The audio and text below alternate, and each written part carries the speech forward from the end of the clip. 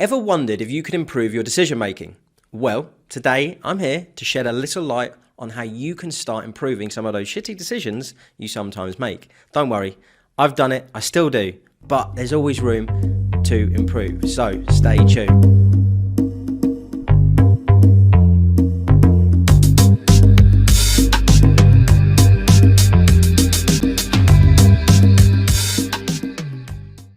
What's going on, guys? Richard Rosa with the Personal Development Channel, and today I'm going to talk you through some of my best tips to improve decision making. If you haven't already, then please hit that subscribe button. Let's get to it. We all face difficult decisions once in a while. However, even the most mundane of decisions can become problematic if we do not make the right one and deal with them at the right time. The decisions we make are what shape our lives and future, and they change what direction our lives go in. So on that note, let's take a look at a few of the tips I came up with to help you make better decisions. We tend to forget about the power of visualization. Visualizing a situation can be quite helpful when it comes to assessing the outcome of a certain decision. For example, let's say that you had to choose between studying a certain degree or another. A good way of making a good decision would be to visualize yourself in a few years with either of the degrees, then thinking about the outcome of each degree, the jobs you could find, and whether you'd be happy with that life. Now, it's not going to be perfect, but it's going to help. The next time that you are conflicted about a decision that you need to make, try visualizing the outcome. You might find that it is quite helpful in helping you choose. When visualization does not work, following your intuition could be another way. Although less rational, if we think about what bad decisions are, we may think about some that are made by following our emotions instead of our rationale side, right? So, following our intuition may sound counterproductive. Nevertheless, following your intuition does not mean that you should get rid of all rationality. Making sense, or am I confusing you? Just think about what exactly I've just said. Think about what your intuition is. Think about what exactly is making your intuition spark this way. Why is that decision led by intuition better than another one? Try weighing the pros and the cons of this decision. If following your intuition sounds too impulsive for you, think about the options that you have and what the implications for both are. In other words, ask yourself if the decision you are making is following the core values you have.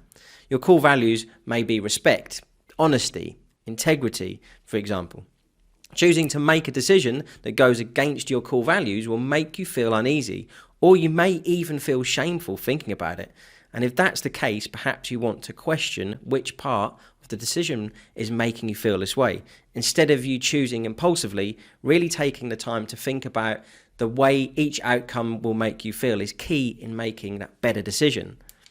Along the same lines, asking yourself if you could live with this decision if the consequences were too bad is an important part of making decisions. So I have a question that I know some of you must know about, which is good to ask yourself to support this decision making, especially when the outcome could be bad, which we don't want. Can you look at yourself in the mirror after making this decision? Would you be able to deal with the bad emotions that may come with a decision? Think about it, it's important. Every time I'm facing a decision that I know may impact me personally or may impact others around me, I ask myself this question. If I already know that in advance I would struggle with the consequences, I already know in advance that this is a decision I'm not ready to make. In fact, this is a key part of making better decisions. We live in a world that is growing increasingly individualist. In many cases, we can read stories about people making selfish decisions that lead to hundreds of thousands of people being impacted by their actions. A simple yet effective example of this is social distancing during the coronavirus times. Not conforming to the rules can lead to deaths, and that's the reality. If you feel comfortable, comment below with a bad decision you have made. In any case, thinking about the impact that your decision will have on others is an important aspect of making better decisions. In too many instances, we make decisions that negatively impact other individuals, and ultimately, this is something we can avoid. Another great way to make better decisions is to avoid impulsivity by considering the long and short-term impacts of the decisions that we are going to make. This works for any decision, from the most important ones to the most mundane. For example, if the decision you are making, which is regarding what you will eat for dinner, considering the short and long-term impacts, and it will make sense in a minute, wait for it, what you eat may taste really great in the short term, however, it may give you a stomachache later. I think you know where I'm going with this and the implications it could have and the kinds of foods that sometimes impact us. I'm not going to go into too much detail though. Yes, this is somewhat of a more trivial example, but it gives you a good idea of how you can implement these tips on even the smallest decisions. Finally, think about the reasons why you tend to make bad decisions. Indeed, finding the source of the problem might just help you avoid it in the first place. Ask yourself the following. Do I usually make decisions quickly and irrationally just to get rid of the stress of having a decision to make? When I make a bad decision, is it because I follow other people's advice? If yes, why do I do this? How can I slow myself down to make sure that I don't make those mistakes again? These questions should be helpful in finding out why you make decisions in this way. Challenge time, guys. Over the course of the next 14 days, I want you to pay special attention to the way you make decisions. These decisions can be as trivial as you want, or you can focus on only the important ones. I encourage you, try to be mindful of every decision you make, simply because it's a great way of understanding the way you work better. When you make a decision, take a minute to think about what your decisions and options are. Think about the pros and the cons, as I said earlier, of each of the outcomes. Which outcome do you feel more comfortable with? Think about the impact of your decision on others and be aware of why you choose one option over the other. The most important part, though, of this challenge is to figure out why you make bad decisions.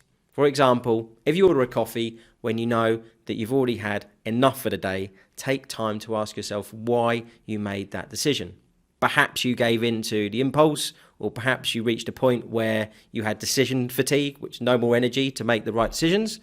When this happens, try to pinpoint how you can avoid making that same mistake again. Get into the habit of identifying your decision-making process, and the outcomes will support you in making those better decisions in the future. And if that challenge wasn't enough, then you can try and tell me how many times I said decisions today, because it felt like a lot. Share your challenge experience with us on YouTube, Instagram, Facebook, or LinkedIn using hashtag RosaChallenge. That's it for today, everyone. Hit that subscribe button and show me some love with a little like. If you think this could help someone that you know, then please share and pass it on. And finally, come and join our community on Instagram, Facebook, LinkedIn. If you'd like to know a little bit more about me, you can go over to my website, www.rosamindset.com. This has been Richard Rosa. Stay safe and keep active.